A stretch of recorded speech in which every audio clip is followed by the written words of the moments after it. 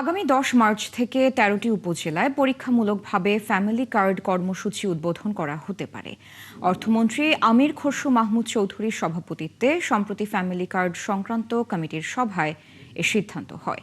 সভায় জানানো হয়, শুরুতে 2টি উপজেলার পরিকল্পনা থাকলেও তা সম্প্রসারণ করে দেশের 13টি উপজেলার 13টি ওয়ার্ডে বাস্তবায়নের সিদ্ধান্ত হয়েছে।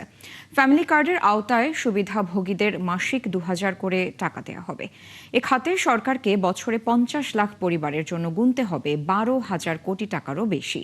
মহিলা ও শিশু বিষয়ক মন্ত্রণালয় ও সমাজ কল্যাণ মন্ত্রণালয়ের প্রতিনিধিরা জানান, ফ্যামিলি কার্ডের মাধ্যমে হতদরিদ্র ও দরিদ্র পরিবারকে সুসংগঠিতভাবে সহায়তা দেওয়া হবে।